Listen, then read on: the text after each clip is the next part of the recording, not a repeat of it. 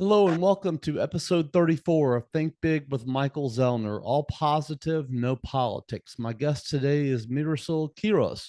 Marisol is a speaker, a top sales leader, and a wellness enthusiast.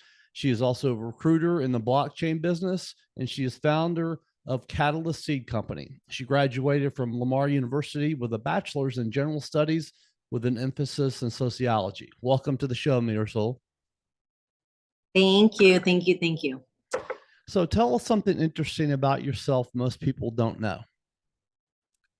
Um, I actually drove in a 2004 Jetta from Sacramento, California, all the way across the United States to New Rochelle, New York when I was 19. How was that drive? That's a long drive for a 19. It's a long drive for anybody, but for a 19-year-old, oh my gosh.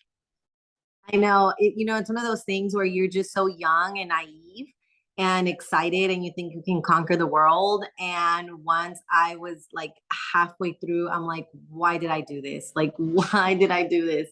But I was already halfway there. I mean, I had to. I had packed up all my clothes in bags, not in bags, I'm sorry, boxes, and shipped them off through UPS. And then the rest of my belongings, literally my life, was packed up in that little car.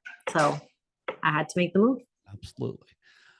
Your family migrated to the United States from a small town in Mexico when you were just 7 years old, and you got settled down in Sacramento. I'm going to let you say the name of the town because I do not want to pronounce it wrong. What do you remember most about that time? My childhood in Mexico. Childhood in Mexico, and then the time you moved here.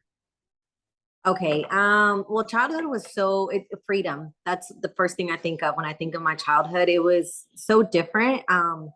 Small town, you could just run around, be out. I mean, my parents would know where I was at because they could see people that were out in the street and they would, oh yeah, I saw your daughter over here or over there. And we could go buy candy, chips, whatever we wanted as kids. Right. So that, yeah, it was simple. There was a simplicity to life. And growing up in Sacramento, California, but by the way, the town is called Cotija. There's actually famous cheese that you'll find in some restaurant menus from Cotija. Okay, cool. Yeah, so for our cheese. And Sacramento life, I mean, at first I didn't like it. We were just locked up in an apartment, didn't understand the language. So Spanish is my first language. And all I could, as a child, I just wanted to go back to Mexico every year, go back to Mexico, and we would cry to our parents. But eventually, we adapted to the new lifestyle, and things were good, made new friends, and just started a new life here. You are in the third grade when you get here, and you're in Mrs. Saylor's class, and you said you were, quote, lonely, lost, out of place, confused, and sad. I did not know the language, and there was a culture shock for sure. But within 2 years, by the time you were in fifth grade, you were fluent in English, and you were also an honor student. Wow. I mean, that's pretty awesome. How were you able to do that at such a young age just within a few years? I think it's when you have really nothing else to focus on because, I mean, you're kind of stuck. I just decided to become a good student. But what helped a lot is I couldn't go to recess because I didn't have friends, right? So I was that kid that would rather stay in the class with the teacher because the teacher was sort of my comfort zone. Sure. And it was one of the best teachers I've had. I still remember my Sailor. And so it was through helping her actually and like grading papers. I didn't know what I was grading, that I started to really learn the language better. So I was in the classroom during class time, and I was in the classroom during recess time. And being bilingual actually really helps to pick up another language. I don't know, it's like a part of your brain. And I think that's just what helped me. I was focused. So you're fluent in English. Obviously, just like you said, you're bilingual too. You said, quote, being bilingual turned out to be the biggest blessing that gave me an advantage over other kids in my class. And this experience is what taught me the importance of developing a resilient mindset. How did developing resiliency at only 7 years old influence your future life? Looking back now, I do believe that everything influences you, right? Whether it's subconscious or consciously. And to me, having to deal with adversity at a young age in that way where you do feel lonely, you feel a little bit lost and out of place. And then within just a year, I started to feel more like, okay, this is okay. Um, it's almost like that was the blueprint that I created for my life. Right. And every time I'm in a new place or a new challenge or something that's kind of the unknown, I do think back to that. It's like you can adapt. It's okay. Like I will think back to the beginning days where I was crying and I didn't know anything, I didn't know anybody, and then I ended up being an honor student and having really good friends. Ooh, that's my daughter. That's okay. Um, I am actually still friends with one of the girls that I met in my third grade class. Her name is Griselda Corona, and we're still friends to this day. That's awesome. Yeah. Mhm. Nothing like having a friendship from that long ago to be sustained through now. Yes, and somebody that was so pivotal in my, journey from becoming the little Mexican kid to adapting to being more American. Right. So fast forward to the age of 19, you said you decided to take that long 46-hour drive from Sacramento to New York. Why did you decide to make such a big move at that point in your life and do that? Uh, a few factors. So my parents actually did get divorced that year. Well, I don't think any divorce is nice, right? Right. But it was chaotic, and my mom had left to Mexico. My dad was actually in prison, and he was coming out. He did come out, but wasn't all there. And so I actually kind of wanted to get away from the dynamics that was going on in my family. And I had visited New York that year in 2007 in February, and I just loved it. And I had friends there, of course. I Right. didn't just up and go in the state. So I had family and friends there that were from Cotija. Um, and I loved it. I had such a good time. So I decided I'm going to move to New York. Literally, just kind of random thought. Went back to California. I was a waitress at the time. I was a college student at the time, and I worked double shifts. And I told myself if I can save up to 4K in that period between February and June, which is when I wanted to move in the summer, and I did it, and so I moved. So you're in New York and you said you quote had an eye-opening experience. You got shingles at just the age of 20 years old because of stress and made you come to the realization how important mental health and self-care and stress can cause sickness within your body. I think that many Mhm. people do not realize how true that is, do they? Agreed. Right. And I think it's because it's a daily thing. You're thinking about things, you're worrying about things, and it becomes habit. And you almost start to think this is part of how life should be, but it really shouldn't. Yeah, I saw Tony Robbins earlier this year, and he was doing an interview. And I know I've read you love Tony Robbins too. I think you went to Unleash the Power Within, and I did too. Um, and Yeah. he said in an interview regarding COVID, he said, the number one reason why people die from COVID has been obesity, but number two was fear, anxiety, and stress. And it really hit home there with me what you just talked about there, how much effect it really does have on your body. Oh my God, yes. I truly believe that. I don't know if you were familiar with the book called As a Man Thinketh by James Allen. No. Oh my God, powerful little book. I'll send you like a screenshot of it just so you get the right one. But it's by James Allen and very Thank you. short, but very powerful. And in that book, um, he talks about how your thoughts carry certain energy, and your thoughts will either like create sickness or help you from it, literally just where your thoughts are. Right. And so, yeah, if you are thinking, oh my gosh, how am I going to do this? Or what if this happens to me? Or what if, example, COVID, catch COVID, and I already have it, you're adding so much stress to your body. But we're not seeing it. Like, it's not like a physical, oh, I hit my hand, now it hurts, or it's turned purple, but it is damaging you. And for me, it was eye opening. I was a young girl who, like, I've always been into wellness. So I my body, kind of did my little jogs in the mornings, eat overall healthy. And to have gotten the shingles out of the nowhere, there was no other thing I can relate it to but stress. Right. You lived in New York for a year or so, and then you decided to make a move again, and you moved down to Texas. And like I said, you graduated from Lamar in 2010 and got married in 2012. You guys had a little girl by 2014, and things didn't work out, and you were back on your own again. And what you said, you were, quote, back to survival mode. How were you able to Yeah. get through that time and get to the other side? Working 2 jobs as a single mom, right? So I was part of the oil and gas industry, like as a helper, literally wearing the hard hat, the steel toe boots, working 7 days a week, 12 hours, what they call 7/12s. And and then whenever that, they were called turnaround, so it was short period time. It wasn't like a stable job. It was Right. just fast money. When I would get laid off from those jobs, I would go back to waitressing, which is what I had done since college times, and kind of just did both. And then eventually, once I finished my degree and I, just kind of knowing people, I was able to get an office job. I was a timekeeper. How were you able to, what do you think about that situation though, that was really able to, where you dug down and said, no matter what, I have to get through this? I take it a big part of that had to be your daughter. Oh, absolutely. Yeah.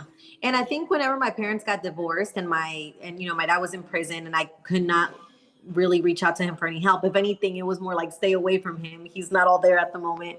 Right. Um, and my mom was in Mexico at 19 years old. I picked up this mindset of just figure it out. Like you really can't turn to people. I do remember a couple of times I turned to people for help and it's like they always had excuses. And, thinking back now, I mean, at the time, it's like I took it personal. Sure. But then I've read The Alchemist and I read The Four Agreements. And, it's like just don't take things personal. Like everybody's got their own stuff and nobody's really bad. It's just whatever they're dealing with, life might not be in synergy with being able to help you. Right. But at the time I did. But it also kind of kept reinforcing that mindset of just, you got to do it on your own. You got to figure it out. Which I will say it's like with anything in life, there's a pro and con to it. That mindset helped me get through survival mode and the things that life was throwing at me. But then later on, it almost like wasn't serving me anymore, especially in my marriage, like with my husband now, because of that mentality of like, I could do this, I'm independent. Not exactly the best mentality when you're in partnership. Right. So You know, you turned 30 back July 7th of 2017, I believe, and said something changed inside of you. You started looking for signs to help you make changes in your life. You said that your sign came when you were let go from a job without any notice. And you said, quote, this was a true blessing in disguise. Elaborate that on that a little bit for the audience. absolutely. Oh my, I still remember that day like it was yesterday. I was sort of like a temp. Um, and it was supposed to be one of those jobs where like, hey, hopefully we can get you on board as a full employee, but we don't want to promise anything, but we'll see. I'm like, yeah, that's fine. I just needed a job. And that a Monday of a certain week, they had offered me the full-time position. I had a letter in the email and all, and I was so excited, right? I'm like, yay. That Thursday, they let me go. And it was a contract job. So the refinery, Flint Hills, cut that contract with my employer and they had nowhere else to place me. They're like, I'm so sorry. We want to be able to like extend another offer to you, but there's nowhere else. And yeah. And so I was without a job. So it forced me to move to, well, not to move, to travel to Borger, Texas by the Right. pan, leave my little girl with my mom and my sister. But it was through that I met a lady named Dale Goodman. And then Dale Goodman me to network marketing. And then that's also helped me develop a lot of this, like the new skill set that I've kind of been acquiring these last 4 years. It's now 2019. You're ready to put in the work to make your life what you want it to be. You said you followed world-renowned author and speaker Jim Rohn's advice to people, which you said was, quote, work harder on yourself than you do on your job. Tell us the Yeah. steps that you did to do that and start making things happen. So, went to UPW on my own. I still remember that like it was yesterday too. I walked into the arena, what is it, like 7,000 people. Right. I didn't know anybody. I was new to the whole personal development world, new to, those big conferences. Right. And but something in me just kind of guided me to just go. So I did it. I went to a Rachel Hollis event. At the time, Rachel Hollis was pretty popular too. Her Rice conference, and then just reading a lot of books, listening to podcasts, Zig Ziglar, Jim Rohn, Tony Robbins, and Milet, Lewis Howes, a little bit of Gabby Bernstein, more of that spiritual stuff, Abraham Hicks. So yeah, just reading books, listening to podcasts, and as Tony Robbins says, proximity is power, right? So seeking those little circles of people that are wanting to level up and they're like in a higher frequency. You said, quote, your destiny will never be larger than your character will support. What does that mean to you? That is actually a very recent quote. I go to Gateway Church. One of the books that changed my life was The Blessed Life by Pastor Robert Morris. And he is I guess the main pastor that created Gateway. So I listened to the service. This was 2 weekends ago. And he was so right. He was talking about the pit. And those are usually tests, right? To like you have this destiny, but if you start to have too much pride in your own gifts, which God doesn't want us to have too much pride in our own gifts either. They're there to serve and help others, not to be, look at me, I'm so gifted. You will fall into a pit and it's kind of like a test. And he explained how you have this destiny, but your character has to sort of evolve and be developed through tests, through falling in pits, through building that character, that resilience, that humbleness, to reach that destiny. And that's where that came about. And I thought about it and I'm like, it's so true. I've seen people, for example, I've seen people in network marketing who, I don't know what you want to call it, luck, just timing, whatever it was. They got to the top, but without really developing their mindset and reading the books, it was more just like they were on this momentum fire, right? On fire, right? And when the real challenges hit, when you have this big organization, you're dealing with so many people, so many different personalities. It's like you don't know how to handle that because your character wasn't being developed as this growth was happening in your business or career, and you will be tested. You're trying to move forward and make things happen in your life, and sometimes it can isolate you from people that you care about and love. They aren't always supportive when someone is pursuing their passion and, like I like to say, thinking big. You said, quote, I learned real quick that the road to seeking success, choosing to dream big and believing in myself to pursue the desires the Lord has placed in my heart can lead to a lonely road, but following that calling is absolutely worth it. You had to really reach deep down during those times, didn't you? Oh my God, yes. Yeah. But it was in those times that my character was being developed, and it's like Pastor Robert Moore had said, he's like the pits, what is the purpose of them? They're literally for you to cry out and like reach out for God's guidance. Like all these books and mentors and gurus are great. I mean, they've helped me tremendously, but I can't compare anything to when I really kind of take that time to be in silence and like reflect. Right. Where do you think that passion inside of you comes from that you're able to do it? Because some people say, I know I got to figure out a way and figure out how to do it, but they don't really know how to figure out how to do it. A lot of times they don't know how to even take that first step. What inside of you do you feel that things that you've gone through in your life has made it different for you?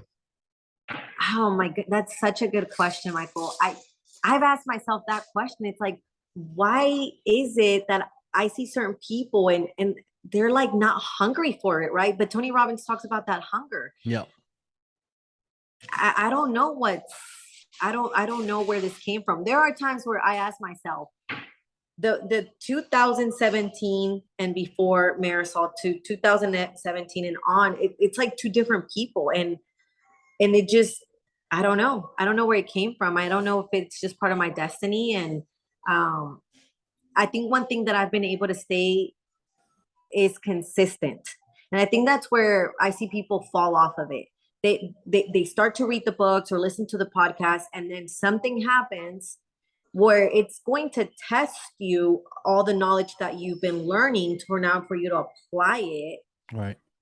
And they don't. They kind of go back in that victim mode, or like, oh, life is happening to me. It's like, no, life is still happening for you. Um, and I think overall, through like almost getting divorced and, you know, learning that it's like, oh, Marisol, you know, take a chill pill. Your whole little, I'm in this independent mindset doesn't work if you want to make this marriage work. Right. Learn that. I would still apply all the things that I'm learning. And there are times where I find myself being too like, you know, wanting to see that success and that accomplishment. And then I feel kind of like just out of it. And I'm like, what am I doing? I'm like, oh yeah, what am I not doing? I'm not taking the time to listen to a book again or read a book or get into the Bible.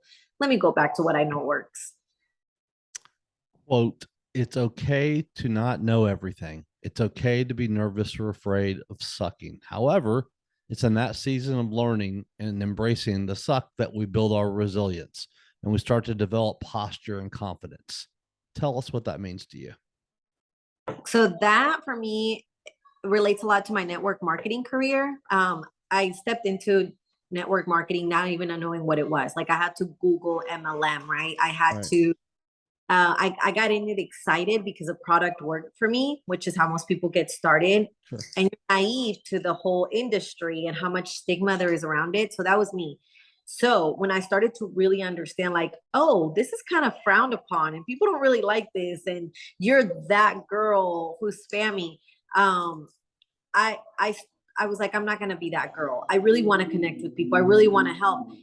And I think it was through wanting to grow very organically, that I had to embrace the suck of what people think and reaching out to people and being perceived the wrong way because maybe like there's 10 other people before me tried to approach them. Right. So that, and then really starting to build very genuinely, because I did grow my following very genuinely. No like paid things, none of that. Just genuinely connecting, having conversations, lots of times on the phone, on the DMs. But it was through that resistance that I would get at first from people, and then having them open up, and it's like, oh, okay, no, she really is just wanting to connect and help and offer value advice, and it has nothing to do with what she's doing. This is separate. It was embracing that then I started to really have more posture and confidence, because then I had people coming to me for help. Then I had people asking me for things. So it was nice. It's amazing when someone is genuine and the other person knows, listen, I know this person cares. Yeah. All the difference in the world. Oh my God. Yes. Yes. And it feels good. When I started to get those messages, I had never been in that position. I had never been in the position where they're like, Marisol. I mean, I had girls that would reach out to me, network marketing, with the typical spammy stuff. And I would tell them like, hey, I totally support your hustle. And I understand that maybe this is what's being taught. However, I am also in network marketing. I am part of a health and wellness, company. And had you read a little bit more about my post, you might have seen that rather than just this post. Not trying to recruit you, best of luck with what you got going on, but here's some advice. Take the go through their profile before you just kind of send that mass message. Little things like that, and that's how I started to really grow that organic audience. Regarding having a fruitful life, you said, quote, the blooms aren't continuous, they come and go, but that doesn't mean the moments in between are unnecessary or less important. Blooms result from the faithful labor done in the planting, the rooting, the growing, and the waiting. You can't enjoy a flower without the long process that brought it to that point. I like that a lot. Tell us a little bit about what that means. Thank you. Um, so to me, it's like everything matters, right? Like when you're on a stage, maybe celebrating, like that's amazing, but you have to think about everything you had to do to get there, and all of it is teaching you something. Um, Sometimes just kind of in the waiting, right? Like you've put in too much work. You're like talking to a whole bunch of people. You're hoping this person's gonna say yes. And and then there were times where it was like crickets, right? Like the waiting. Um, but then it's so beautiful when you start to kind of see momentum or see results showing up. And it wasn't because of a microwave mentality, right? You had to, you, it's like you start to notice these patterns. And just like with a flower or a plant, right? You do so much of the work, and then now it's kind of up to things that are out of your control sometimes, like the weather, Right. right? And just like in life, there's things that are out of your control. So it's like, what do you do in that time of also waiting? That could be a time where you're like, you know what, I've done the activity that I needed to do to hopefully see the results. This could be the time of personal development for me, and I could just chill a little bit. So it all counts. It all matters. Quote, it's absolutely okay to have fun, but we must be mindful to not make the pleasure and comfort the driver of our lives. Unquote. What do you believe that should be the driver? I think the driver is always asking yourself, what's my destiny, and what's the legacy that I want to leave behind. Like I do think about that, and I know it sounds a little morbid, but I think there are times where it helps me make a better decision when I literally just reframe my thought process and I say, okay, if I die tomorrow, how much is this right now going to matter that I'm stressing about? Right. You And so, like, or am I showing up to be that mom that I really wanted to be? Will my daughters be saying certain things about me based on how I'm showing up right now? Because I mean, technically, tomorrow is really not promised. Right. And so there are times where it sort of grounds me. And I think back to that and I'm like, okay, Marisol, like chill or stop worrying about this. Or your daughter is talking to you and you're on the phone. You're gonna be regretting this moment if you're just like, hold on, hold on, hold on, right? And here I am preaching to be more of a present mom. So it's your legacy. What are the most important lessons that you've learned in your life? Um, I preach this a lot. Don't take things personal. Like when my dad did what he did, I knew that it was because he's hurt. Like it's his upbringing, it's the things he's lived, the patterns he's carrying.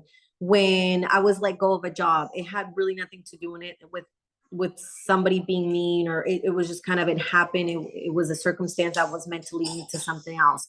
When there's people rude at the Walmart cashier. Like, why take things personal? Like, you never know what people are going through. So, I honestly believe that that's just the best way to live life. Like, if you start to practice that, like, it's not personal. Like, everybody's got something going on. That person responded to me rudely. I don't know why. They must be having a bad day. Life is just easier that way. I totally agree. The taking things personally I struggle with that a lot in my life and everything. And when I stopped doing that, and it wasn't too long ago, and just not caring as much. I care, but just not caring. You know what I mean? It Right. makes all the difference in the world. Yeah, it does. How can people find you and follow you online on social media? So I am on LinkedIn, and now you're mainly going to see about recruitment and blockchain, since that is the new career path I'm taking. Right. A new job August 8th as a recruitment specialist focusing on blockchain talent. That's Um, awesome. yeah, so kind of exciting. And but I am on Instagram, just my name, Marisol Quiroz, and 2 underscores. I'm on Facebook as well. You'll see more of my personal life on Facebook and Instagram, more of my professional career path on LinkedIn. All right. It's been such a pleasure talking to you today, and we connected on LinkedIn, and I think it's just a wonderful place for business people that have positive minds to connect for sure. I agree 100%. It's, and it's been great being on LinkedIn. I never thought I was going to reach the people that I reached through LinkedIn. So it's been amazing. I encourage people to get on there. I agree too. Thanks so much for coming on today again. It's been my pleasure. Thank you, Michael. All right. Appreciate it. Take care. You too. Bye.